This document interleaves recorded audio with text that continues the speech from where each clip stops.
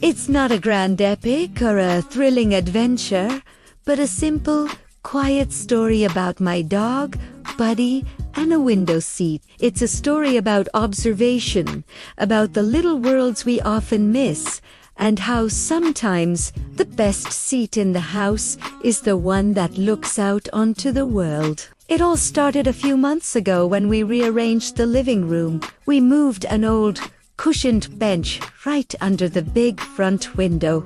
I didn't think much of it at the time. It was just a practical move to create more space. But for Buddy, my golden retriever, that bench wasn't just furniture. It became his throne, his observation deck, his portal to a world he could see but not quite touch. From the moment he discovered it, that window seat became his spot. Rain or shine, morning or night, you could find him there. At first, I just thought it was cute. I'd snap a picture of him, his head resting on the sill, his tail giving a lazy thump against the cushion. But then I started to pay attention to what asterisk was paying attention to, and that's when I realized he wasn't just staring into space. He was watching a whole universe unfold. His day, I learned,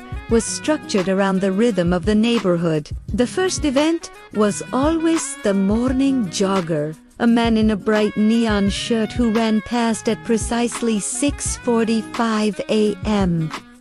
Buddy's ears would perk up a full minute before the man appeared, a testament to his incredible hearing. He'd watch intently as the man passed, his head tracking him until he was out of sight. It was like watching the opening credits of his favorite daily show. Next up was the school bus. The squeal of its brakes was the cue. Buddy would sit up straighter, his tail start in a more energetic wag. He'd watch as kids with oversized backpacks hopped off the bus, laughing and chasing each other down the sidewalk.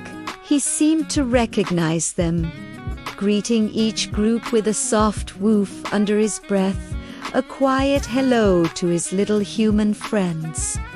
Then there was the mail carrier.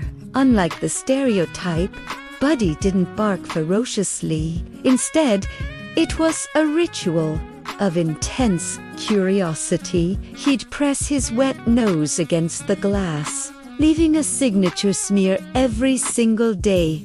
As our mail carrier walked up the path, he'd watch every single letter slide through the mail slot, his head cocked to one side as if trying to decipher the secrets each envelope held. The mail carrier even started waving to him, a small moment of connection between two beings on opposite sides of a pane of glass. But it wasn't just the people. Buddy was a keen observer of nature. He watched the squirrels' frantic acrobatics, their daring leaps from the oak tree to the telephone wire. He followed the journey of a single, brilliant red leaf as it danced its way down from a branch to the lawn. He'd tracked the flight of a bumblebee buzzing around the flower pots, his focus absolute and unwavering. He was more present in those moments than I have been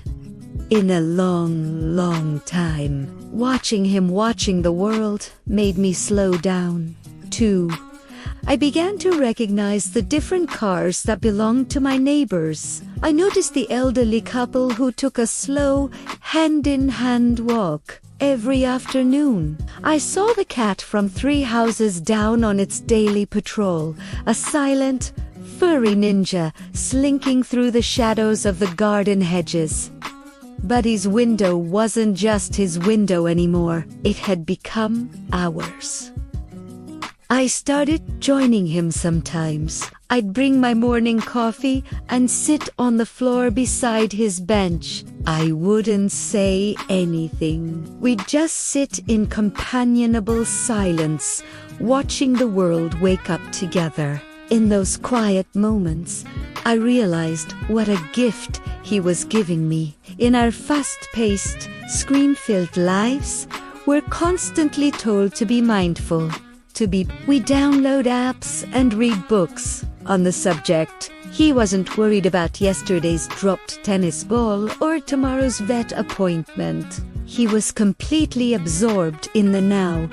The flutter of a bird's wings, the rumble of a distant truck, the way the sunlight cast long shadows across the grass. His happiness wasn't tied to grand events, but to the small, consistent, everyday occurrences that make up a life. There's something incredibly profound in that simplicity.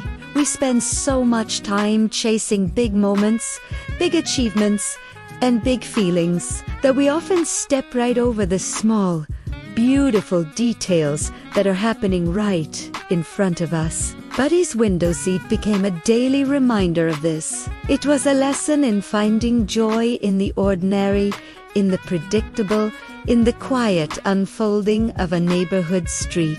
His world was small, confined to the view from a single window, but in his eyes, it was endlessly fascinating. It was a world of drama, comedy, and suspense. The squirrel was a daring hero, the mail carrier a mysterious visitor, the school kids a traveling troupe of actors. He found magic in the mundane, and in doing so, he taught me to do the same. So now, when I feel overwhelmed or distracted, I take a moment. I go to the window seat.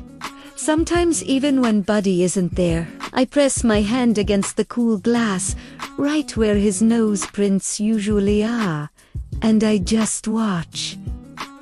I watch the cars pass. I watch the leaves rustle. I watch the world go by, just for a minute or two, and in that moment, I feel a sense of peace, a sense of connection. It is a reminder that you don't always need to travel far or do something extraordinary to find wonder. Sometimes all you need is a comfortable spot, a clear view, and the patience to simply watch the world. You might be surprised by the stories that unfold right outside your own window. Thank you so much for joining me for this little story today. I hope it inspires you to find your own window seat and take a moment to appreciate the small wonders around you. If you enjoyed this video, please give it a thumbs up